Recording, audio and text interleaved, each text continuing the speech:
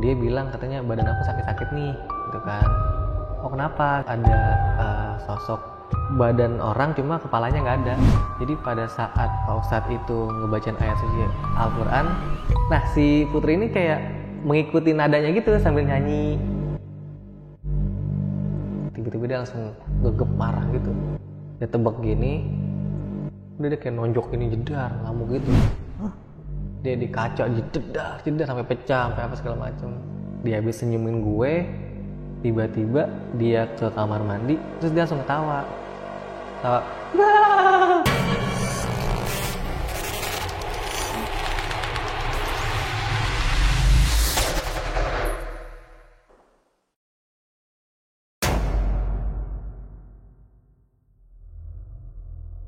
Assalamualaikum warahmatullahi wabarakatuh. Selamat datang di Narasi Misteri. Sama gue Randy Mulya. Dan seperti biasanya nih, gue sudah mendatangkan seorang narasumber. Dan kali ini, pengalaman narasumber yang dialamin, kejadian semua berawal dari kampus tempat dia kuliah. Nah, kita langsung ngobrol sama narasumber kita kali ini aja deh. Ya. Halo Bang Dicul. Halo Bang Randy. Kabar baik ya? Alhamdulillah sehat. Gimana Bang Randy juga sehat? Alhamdulillah. Nah, Bang Dicul, sedikit nanya tentang kejadian yang lo alamin ya. Ini kejadian kalau tahunnya sendiri tahun berapa tuh Bang? Itu ya di tahun 2014. 2014-an. 2014-an. Ini kejadian di kampus? Iya, di kampus. Karena kan di salah satu kampus swasta lah di Depok. Di Depok ya? Betul. Dan kejadian ini 2014 ini di saat lo baru masuk kah? Atau gimana tuh? Itu udah berjalan udah semester 3 ya, semester 3 sampai 5. Oh, berarti udah 2 tahunan juga lo di sana ya? Dua tahunan lah. Oh. Dan ini lo alamin bareng sama mantan lo? Iya, kalau sekarang dia mantan gue. Oh, sekarang udah mantan ya? Sekarang mantan gue. Dan kejadian ini berapa lama nih lo alamin sama mantan lo kalau perkiraan lo? Wah, kalau kejadian itu udah cukup lama ya. Maksudnya bisa sekitar 3 bulanan tuh. Tiap hari lo alamin ini? Tiap hari sampai akhirnya ya gue udah bisa berdamai gitu dengan keadaan ini gitu. Dengan semua kejadian yang ada? Dengan semua kejadian ada gue udah bisa damai. Dan ini semuanya berhubungan dengan kampus tempat lo kuliah? Tempat gue kuliah. Oh, nah kita tahan dulu nih ceritanya deh Bang. Nah, buat teman-teman, lo bisa tonton video ini sampai habis. Gimana pengalaman yang akan diceritain sama Bang Dicul kali ini nih. Dan ini cerita yang agak beda karena di Narasi Misteri sendiri belum ada cerita pengalaman tempat kampus kalau gue nggak salah sih ya. Nah, kalian tonton sampai habis. Kalau ada iklannya, lo bisa skip aja iklannya. Dan yang punya pengalaman pribadi kayak Bang Dicul, lo juga bisa ceritain ke Narasi Misteri. Kalian tinggal DM aja ke Instagramnya Narasi Misteri atau klik link yang ada di deskripsi di bawah. Dan di sepanjang video ini akan ada atok-atok yang digambarkan oleh timnya Narasi Misteri tentang sosok apa aja yang dilihat dan dialami sama narasumber kita kali ini. Dan jangan lupa follow akun TikTok Narasi Misteri karena di sana ada konten-konten yang berbeda dari YouTube dan Instagram. Ya udah, kita nggak usah lama-lama lagi. Kita langsung dengerin pengalaman dari Bang Dicul kali ini. Karena di dunia ini bukan cuma kita yang nempatin.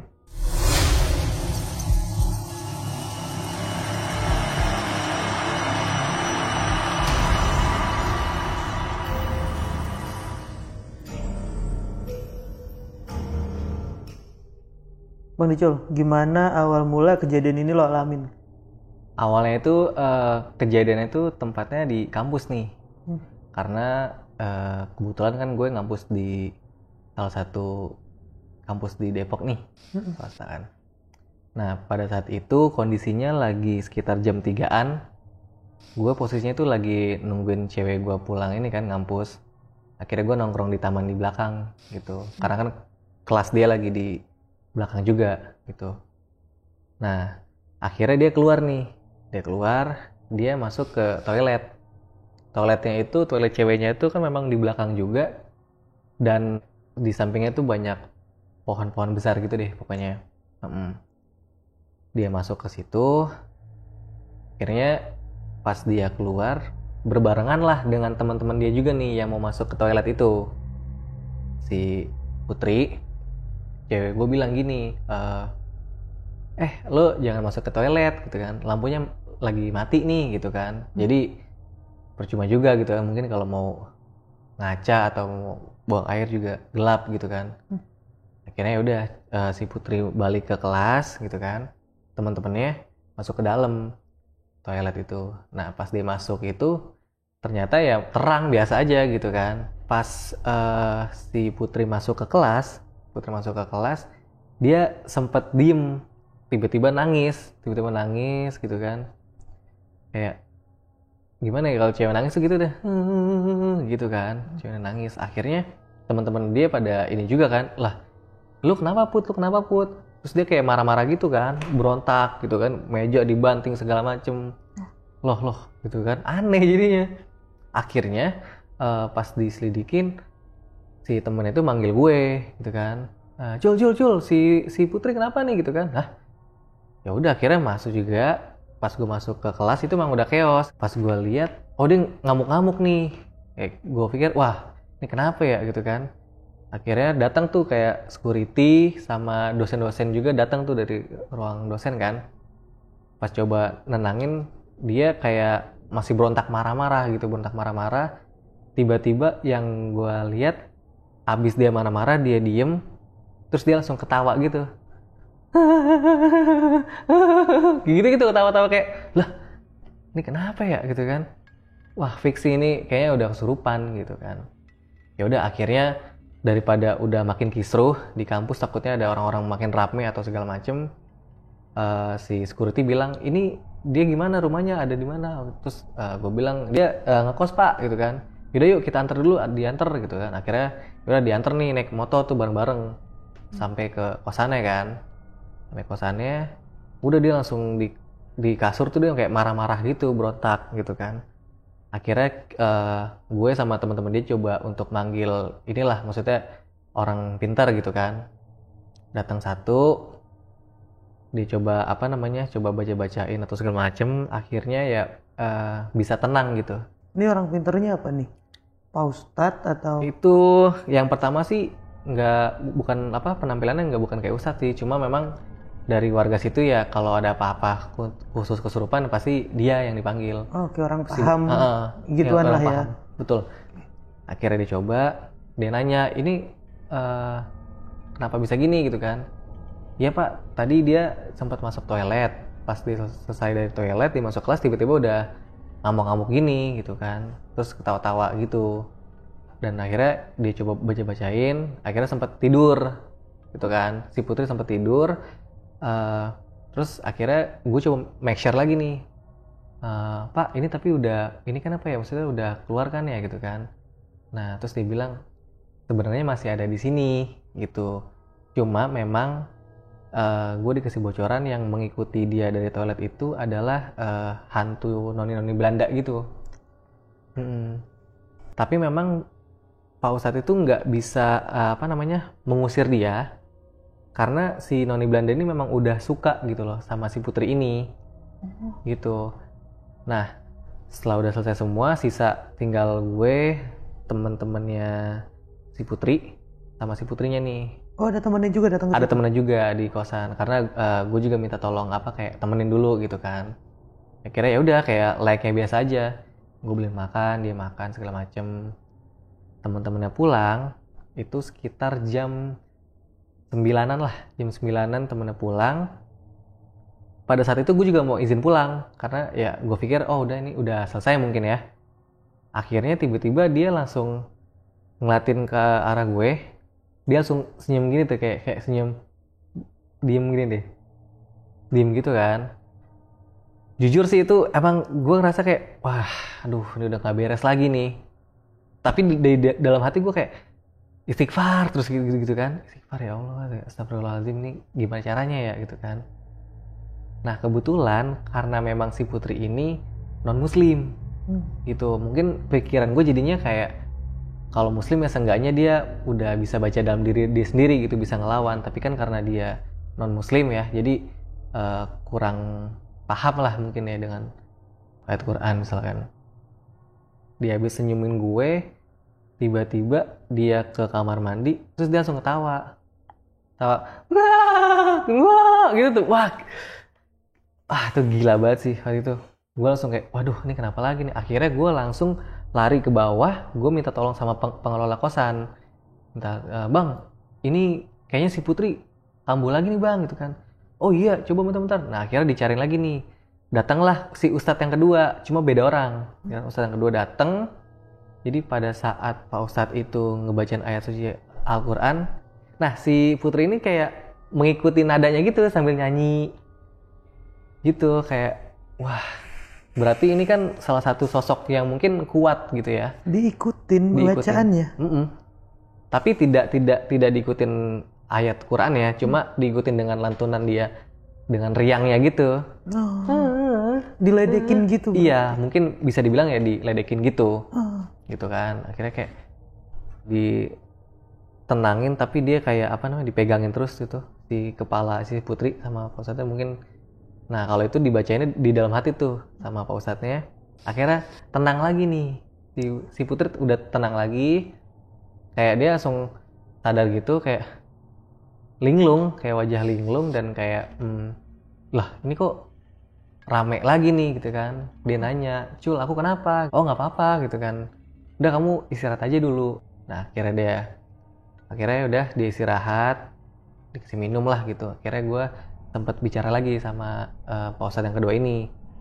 Pak, sejujurnya tuh tadi memang pada saat dari kampus, oh tahu saya gitu kan, perempuan kan gitu kan ya, itu mah kayak noni-noni katanya dek, kata gitu. Oh terus ini dia masih ada di sini pak gitu kan. Nah dia tadi sih sempat keluar, cuma dia nunggu di depan si noni-noni itu. Jadi saya nggak bisa maksa dia untuk pergi juga, karena memang kalau gimana ya disebutan tuh ruhnya si Putri sama si noni Belanda ini deket, walaupun secara fisik jiwa raganya tuh dia menolak gitu, marah, tapi secara ruhnya tuh dia deket gitu loh. Ada sangkutan yang cocok di antara sosok ini dan Putri di alam bawah sadar. Jadi si noni Belanda itu kayak dia seolah-olah tuh lebih suka Putri karena dia cantiknya sama, mirip pada saat mungkin si noni itu pas waktu dia hidup mungkin ya.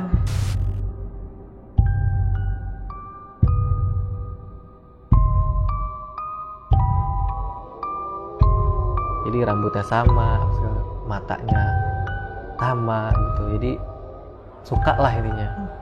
Oke, akhirnya sempat istirahat, selesai jam 10 si Putri udah tidur, dan gue minta tolong temennya yang cewek juga nginep gitu kan, karena kan dia sempat ngekos juga, jadi biar tidur di kamarnya si Putri gitu. Akhirnya gue pulang. Nah keesokan harinya gue ngampus, abis zuhur gue datang lagi ke kosannya Putri, pengen beli makan gitu kan. Put nih makan dulu gitu kan. Normal kayak biasa, udah bisa normal. Terus tiba-tiba dia mandi, selesai dia mandi ya gitu, dia masih suka nyanyi riang-riang gitu, sambil nyisir lama gini gitu kan, kayak nyanyi mungkin lagu-lagu Belanda kali ya, karena kalau dibilang Inggris juga kayaknya enggak gitu kan. Nah akhirnya setelah itu siang, akhirnya dia nggak ngampus, gue stay di kosan dia sampai jam 4. Akhirnya gue sholat asar di kosan dia, di kamar ya, gue sholat asar di kamar dia. Mungkin gue berpikir kayak kalau gue sholat di sini bisa ngebantu mungkin ya gitu kan, secara ya mungkin kan karena gue memang bukan ahli di bidang itu gitu kan. Akhirnya tiba-tiba dia langsung gue salam, dia berdiri di belakang gue, dia langsung senyum gitu ngeliatin gini nih. Jadi gue selesai kan, assalamualaikum warahmatullahi wabarakatuh, doa, pas balik gini dia senyum gini, kayak senyum gini gitu. Terus gue langsung kayak wah shock banget nih kan, berarti masih ada ternyata si noni Belanda itu. Akhirnya gue coba berpikir keras, ini gimana caranya nih biar benar-benar udahlah cabut gitu kan. apakah ini harus dibawa lagi ke toilet kampus atau gimana. Akhirnya pas itu selesai sholat asar di jalan itu gue minta tolong sama teman-teman kosan di sana kan, kalau bisa tolong dicariin dong gitu kan, ini kayaknya udah nggak sehat nih gitu, bener-bener udah parah banget karena nempel terus. Akhirnya udah datang si ustadz yang terakhir. Ustadz yang terakhir dia datang samalah dengan ustadz-ustadz yang sebelumnya gitu, sempat dibaca-bacain juga gitu. Nah tapi bedanya ustadz yang terakhir itu dia menitipkan kayak jimat gitu deh. Jimat ada 4 jimat gitu, bungkusannya tuh kayak bungkusan kue-kue wajik gitu yang dibungkus gitu. Nah akhirnya gue sempat buka, yaitu ya mungkin Arab-Arab gundul gitu ya. Akhirnya yaudah, akhirnya gue tanya, Tat ini untuk apa nih Tat, maksudnya cara penggunaannya gimana nih gitu kan. Oh iya kalau ini sebenarnya gini Dek, dia bilang kalau misalkan si yang ikut sama si Putri ini dia nggak akan bisa dia akan pergi ketika memang dia sudah tidak suka lagi gitu ya. Bisa kita bilang si jimat ini nih ya untuk menangkal kalau misalkan si noni Belanda itu kalau misalkan suka iseng kalau takutnya kan, jadi itu dia nggak bisa itu lagi gitu, nggak bisa terlalu menyerang si Putri lagi, biar nggak kesurupan lagi. Iya biar nggak kesurupan si noni ini. Cuma dia tetap ada di belakangnya gitu, tetap nemenin. Setelah itu ya udahlah, gue coba untuk menenangkan si Putri, kayak ya udah mungkin kalau emang ini jalan ceritanya mungkin si noni ini selagi memang dia nggak ganggu kamu, ya udah gitu kan, mungkin dia nanti ada saatnya mungkin dia akan pergi lagi gitu kan. Si Putri bilang kayak tapi nggak apa-apa sih gitu kan kalau misalkan si noni ini ikut gitu, karena dia juga baik kok gitu katanya. Nggak ini, cuma kan ya gue sebagai manusia juga ya, maksudnya dengan keadaan seperti ini kan nggak mungkin gitu dia nempel terus, karena kan fisik juga kena, takutnya kecapean gitu sih intinya. Di situ Putri nerima tuh. Akhirnya si Putri nerima juga. Oke. Pas hari ketiganya itu si Putri tidur, dia langsung telepon, Cul bisa ke kosan nggak, tolongin sebentar gitu kan. Yaudah akhirnya gue lagi dari kosan teman gue nyamperin ke kosan dia bilang katanya badan aku sakit-sakit nih gitu kan.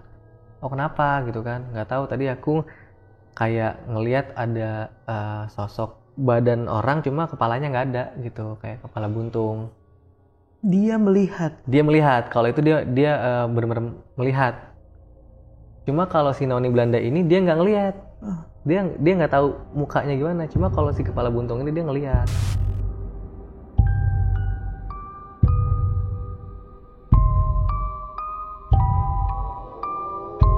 Akhirnya gue cuma make sure lagi kan, tapi dia ngapain kamu gitu kan. Enggak, dia nggak ngapain, dia cuma ngeliatin doang, berdiri di depan pintu.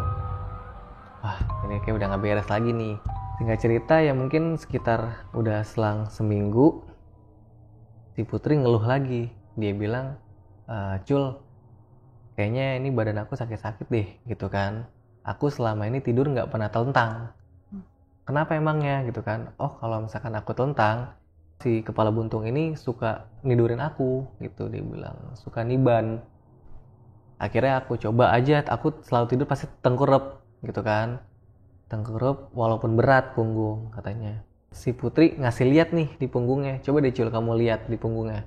Akhirnya gue coba buka, dan itu memang ada luka-luka biru gitu, biru-biru memar, dan gue sempet pegang tuh kayak masih kasar gitu lah ibaratnya, ya kayak luka-luka beberapa hari lah gitu kan.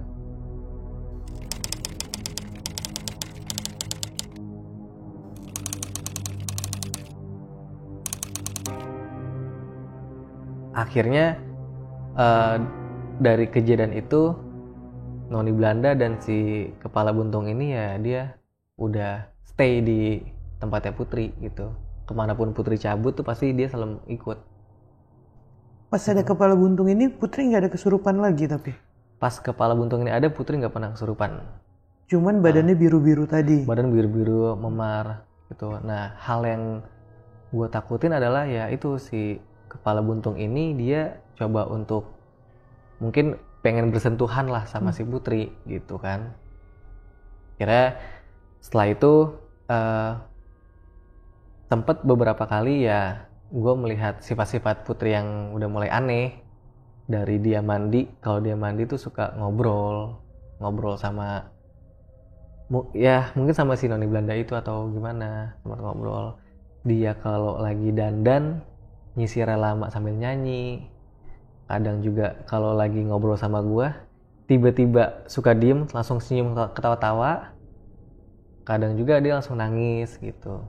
Jadi so far ya sekitar sebulan sampai 2 bulan ya hal-hal yang aneh itu ya tetap apa ya, gue sama si Putri juga udah berdamai dengan itu gitu akhirnya, karena gue juga udah bingung kan ini mesti gimana nih gitu kan. Udah 3 ustadz mencoba untuk meredam itu semua tapi ya nggak ada hasilnya. Jadi si Noni Belanda itu tetap masih stay di tubuhnya Putri gitu. Dan kepala buntung itu pada saat si kepala buntung itu ada, keesokan harinya gue coba untuk nanya dari security kampus gitu kan, yang memang sering piket di kampus itu. Gue coba tanya, Pak, ini yang kemarin si Putri gitu kan. Oh iya, itu gimana kabarnya? Putri sih ya infonya dia udah, si Noni Belanda yang dari toilet Pak itu tetap ikut gitu kan. Terus ya dia sampai cerita, oh iya gini bang katanya, kalau selama saya jaga nih ya emang di toilet emang ada sosok cewek gitu. Dia bilang ada sosok cewek, cuma ya mungkin dia selama ini kan cuma berkandangnya di situ aja, tapi baru kali ini dia bisa ikut keluar gitu. Kesaksian satpam nih. Iya, satpamnya bilang gitu kan. Terus akhirnya ya udah gue bilang lagi, iya Pak, tapi masalah ada nambah satu lagi nih, katanya ada kepala buntung. Terus tanpa pikir lama, oh gitu kan, kepala buntung ya katanya. Ya udah deh, ntar besok kita urus dulu. Nah akhirnya si Pak Satpam itu sama ya mungkin dari pengelola kampus akhirnya dia menebang pohon itu. Ternyata pohon itu memang yang dihuni sama si kepala buntung itu. Ini pohon yang di mana nih? Pohon yang di deket toilet itu. Jadi toilet kampus yang Noni Belanda sama pohon yang gede itu. Nah itu dia berdekatan gitu. Oh, jadi di dekat toilet itu emang ada pohon gede. Ada pohon gede, itu asalnya dari si kepala buntung itu gitu. Kenapa security bisa langsung nembak ke arah pohon gede gitu tuh bang? Mungkin dia udah tahu gitu ya, karena kan mungkin udah lama juga di situ, mungkin udah tahu. Cuma ya yang biasanya si kepala buntung sama si Noni Belanda ini stay aja di situ, di tempatnya, di toilet sama pohon gede itu, tiba-tiba dia ikut keluar, bahkan tetap sampai ke kemanapun Putri gerak tuh jalan ya dia tetap ikut gitu. Nah makanya langsung ditebang gitu kan. Ditebang katanya sih biar mumpung si kepala buntung itu keluar, jadi dia udah nggak ada rumah gitu. Jadi pohon ini orang-orang kampus termasuk pengurus kampus tahu kalau pohon itu emang nggak bisa ditebang gara-gara kepala buntung yang ngikut ke Putri. Betul. Jadi si kepala buntung itu emang udah ya bisa dibilang legend lah di sana gitu. Udah lama di sana nungguin. Termasuk mahasiswa-mahasiswa tahu ada isu-isu itu.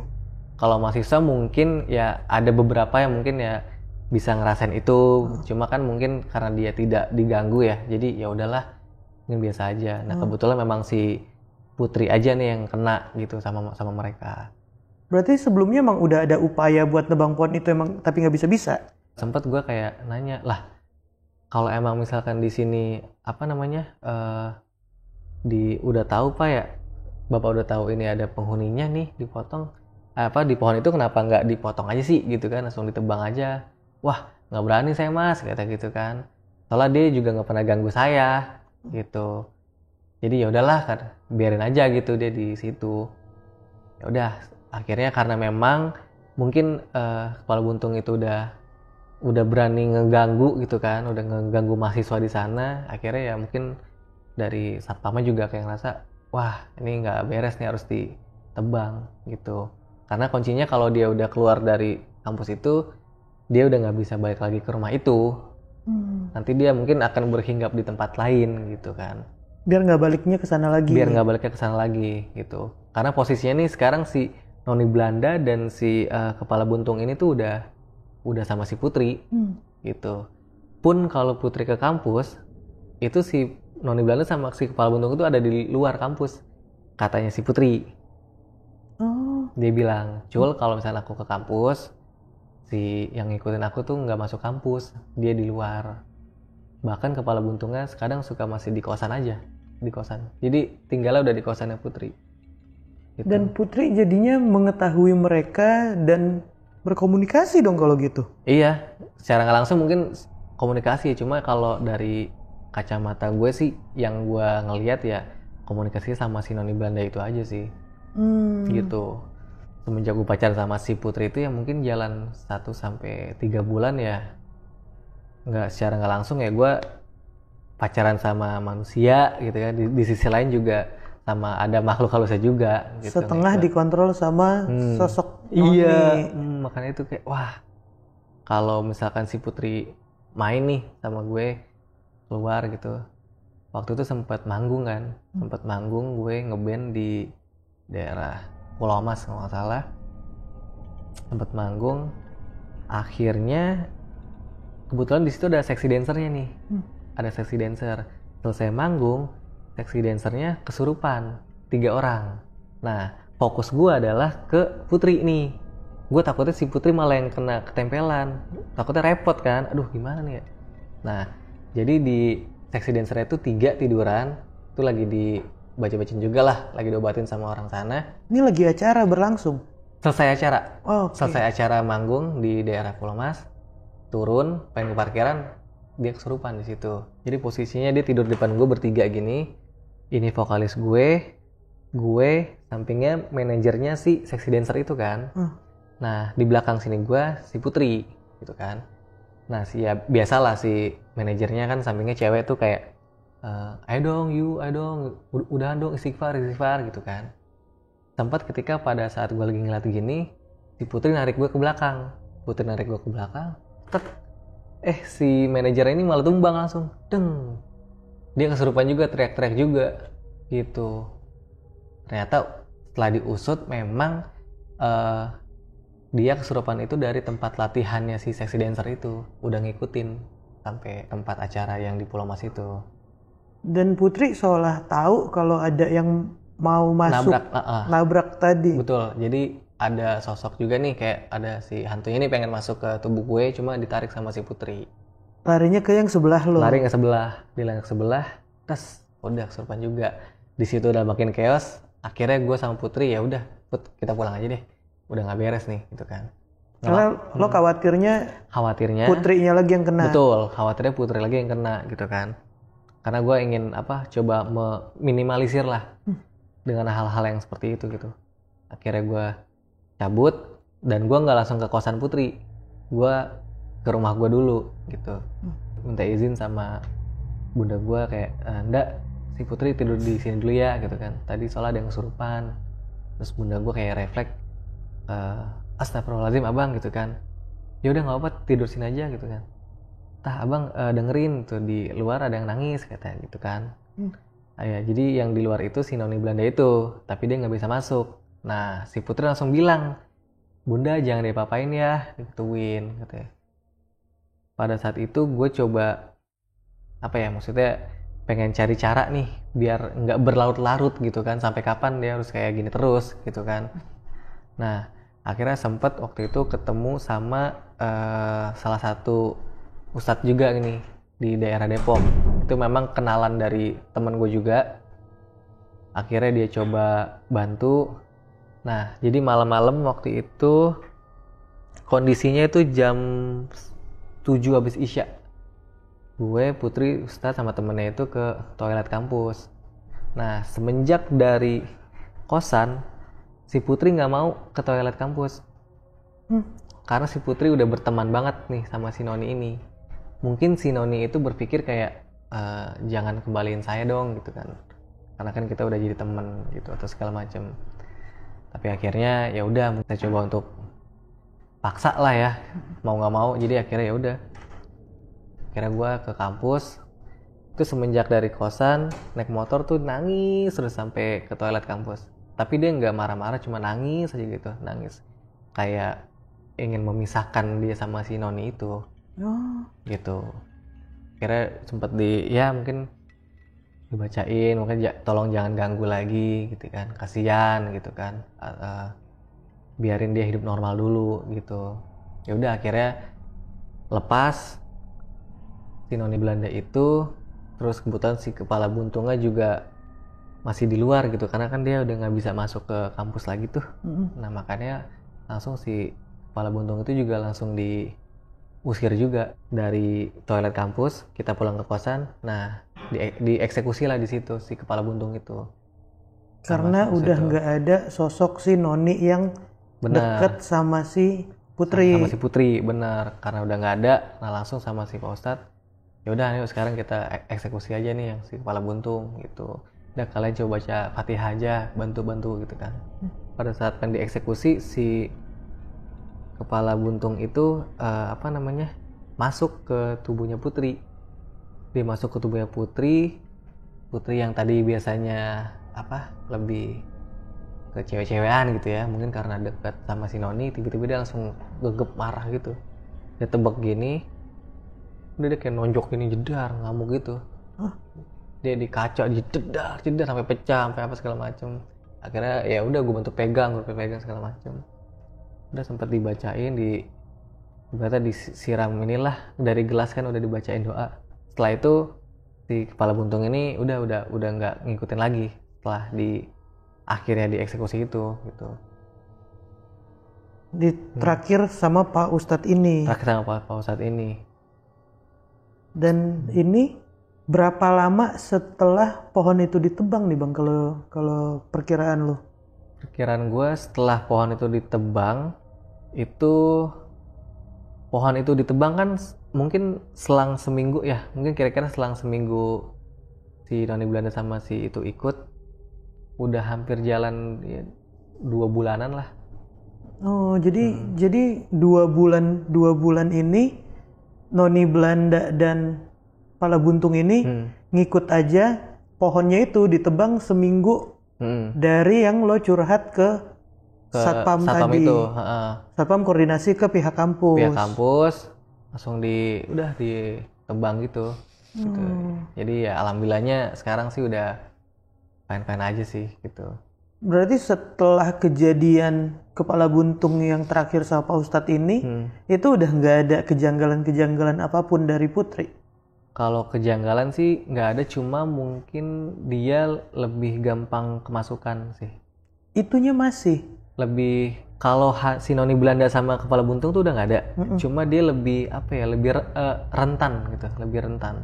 Jadi dia secara nggak langsung udah bisa ngerasain atau bisa ngelihat makhluk-makhluk ya goib juga gitu. Oh, jadinya lebih peka Benar. Sama hal-hal kayak gitu. Yes, jadi lebih peka sama hal-hal seperti itu ya. Sempat beberapa kali juga kemasukan juga waktu itu. Oh, jadi dia tahu di mana dia ngerasa nggak enak di suatu tempat. Benar. Atau di mana dia lagi, gue nggak mau nih kesini nih gitu. Dan sekali masih kerasukan juga. Iya, pernah sempat kerasukan 2 kali lah waktu itu.